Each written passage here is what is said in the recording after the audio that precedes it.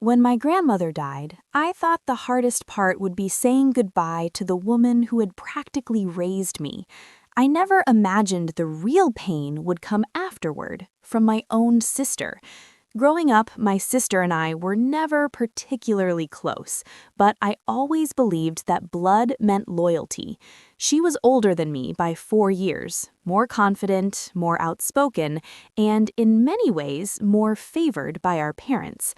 I was the quiet one, their responsible one, the one who never caused trouble. My grandmother used to tell me that she saw strength in me that others overlooked, and she promised me that one day things would make sense.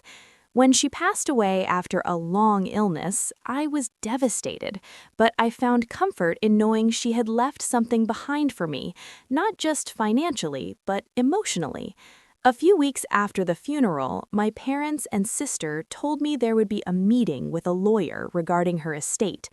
I trusted them completely. I didn't question anything.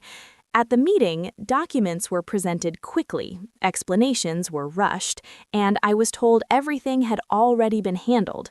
My sister spoke the most, confidently explaining that grandmother had decided to leave the majority of her assets to her because she was more financially stable and could manage things better. I remember feeling confused but also ashamed for even questioning it. Who was I to doubt my own family? But months later, the truth started to unravel. A relative casually mentioned that my grandmother had always intended to split everything equally between us. That comment stuck in my mind like a splinter. I started asking questions, and the answers I received were defensive, cold, and dismissive. Eventually, I discovered that documents had been manipulated, signatures pushed under pressure while my grandmother was heavily medicated, and my sister had positioned herself to receive almost everything: the house, the savings, even personal items that meant the world to me. When I confronted her, she didn't deny it. She simply said, "You wouldn't have handled the money well anyway." That sentence broke something inside me. It wasn't just about money, it was about betrayal, about realizing that someone I had grown up with could deliberately take advantage of me during the most vulnerable moment of my life. I felt humiliated, powerless, and abandoned all at once. My parents didn't defend me, they stayed silent, which hurt even more. Overnight, I went from believing I had family to realizing I was essentially on my own. The years that followed were some of the hardest of my life. Without any inheritance or financial cushion, I struggled just to stay afloat.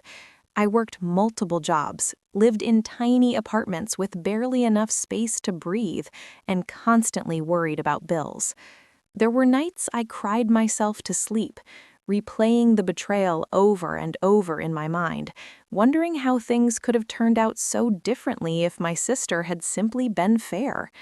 But pain has a strange way of forcing growth. Slowly, I began to rebuild myself. I went back to school, learned new skills, and focused intensely on creating stability that no one could take away from me. I stopped contacting my family entirely.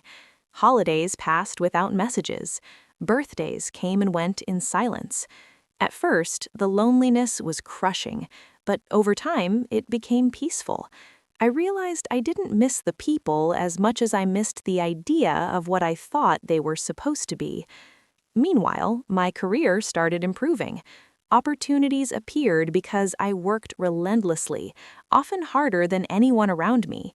I built savings from scratch, something that once felt impossible. I learned independence, confidence, and self-respect in ways I never had before. Ironically, losing my inheritance forced me to create something stronger, a life that was entirely mine. Still, the scar of betrayal never fully disappeared. Trust became difficult.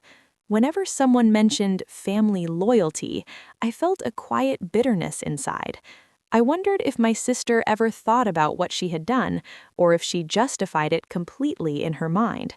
Years passed without any contact, and eventually, I assumed that chapter of my life was permanently closed.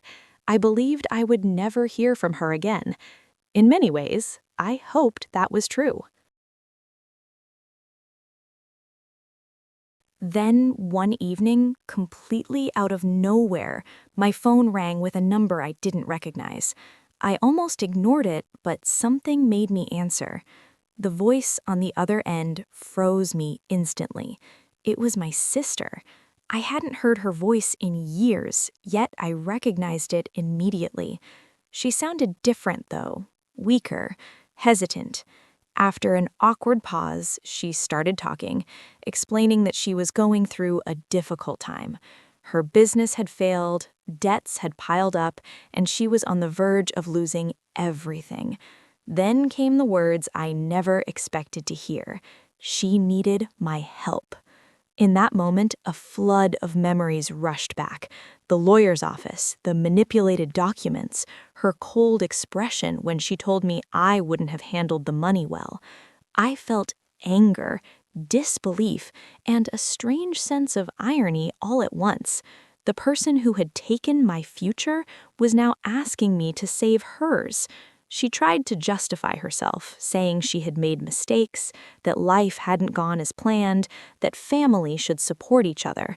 Hearing her use the word family after everything that happened felt almost surreal. I didn't respond immediately.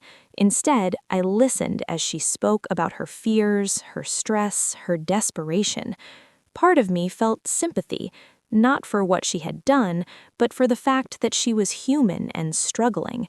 Another part of me felt the weight of justice, the undeniable reality that choices have consequences. For the first time in my life, the power dynamic between us had completely reversed. I wasn't the younger sibling being overlooked anymore. I was the one with stability, with options, with control over the decision. That realization was both empowering and painful, because it highlighted how unnecessary the original betrayal had been. If she had simply shared what was rightfully mine years ago, none of this would have happened. As she waited for my answer, I realized the decision wasn't really about money. It was about who I wanted to be moving forward. Holding on to anger would keep me tied to the past, but blind forgiveness could erase the lessons I had learned. After a long silence, I finally spoke, choosing my words carefully, understanding that whatever I said would define not only our relationship, but also my own sense of closure. And in that moment, I understood something deeply important.